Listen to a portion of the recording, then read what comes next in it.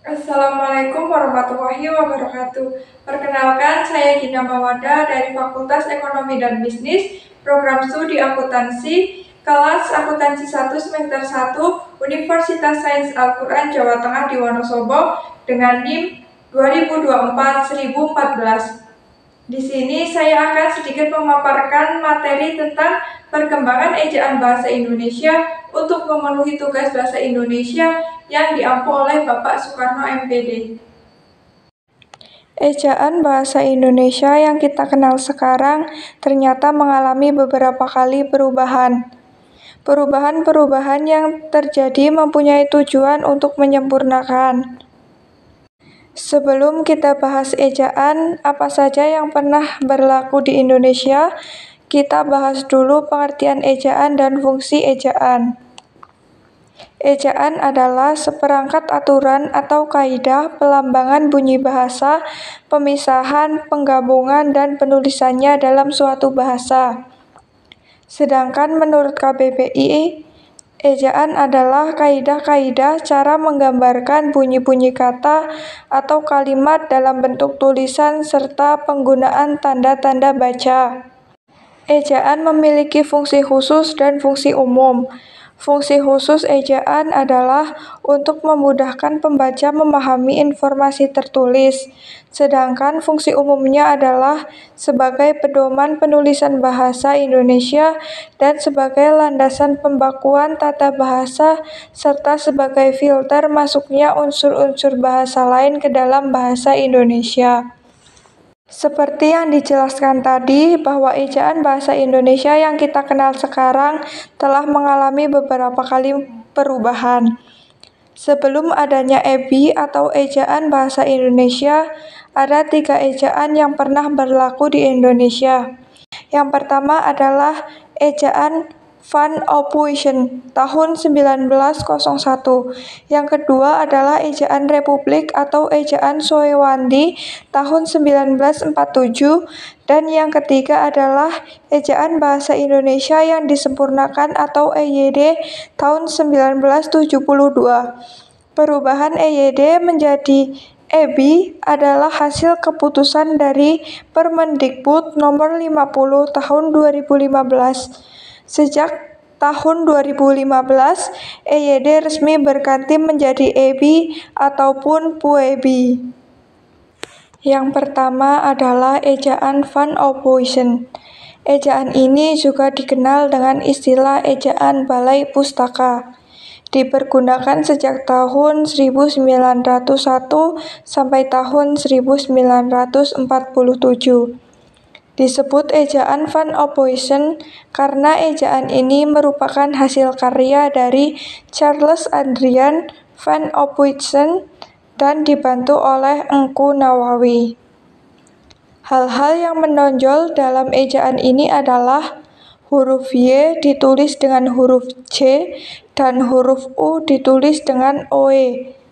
Selain itu, ada tanda diakritik atau tanda seperti koma ain dan tanda trema. Misalnya untuk menuliskan kata-kata tak itu menggunakan ta, kemudian ada tanda diakritik di atasnya. Yang kedua adalah ejaan Republik atau Suwandi. Adalah hasil dari penyederhanaan ejaan Van Ophuijsen. Ejaan ini mulai berlaku pada tanggal 19 Maret 1947. Ejaan Republik diprakarsai oleh Mr. Suwandi.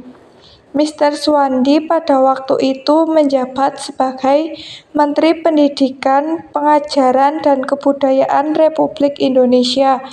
Oleh karena itu, ejaan Republik disebut juga dengan ejaan Suwandi.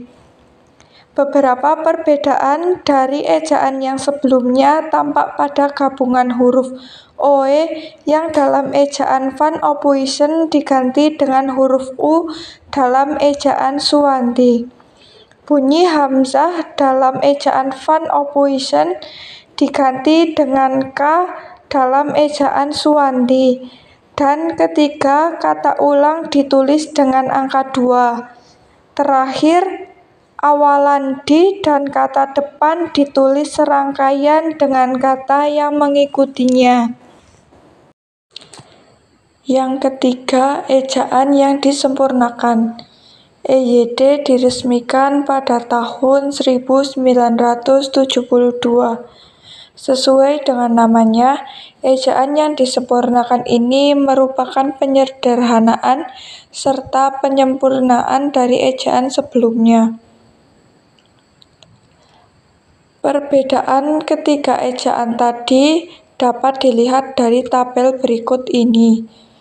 Di ejaan Van Ophuijsen masih menggunakan huruf J sebagai pengganti huruf Y. Masih digunakan huruf OE dan menggunakan tanda diakritik atau koma di atas ini sudah saya jelaskan tadi. Demikian juga pada ejaan Republik atau ejaan Suwandi, huruf OE yang tadi di ejaan Van Ophuijsen diganti menjadi huruf U, kemudian bunyi sentak atau yang tadi tanda koma di atas ditulis dengan huruf K. Kemudian mengenai kata ulang boleh ditulis dengan angka 2 dan terakhir tidak dibedakan antara penulisan ini sebagai awalan dan di sebagai kata depan. Nah, ejaan yang disempurnakan yaitu DJ berubah menjadi J, K berubah menjadi Y, NJ menjadi NY, SJ menjadi SY, TJ menjadi C, dan seterusnya.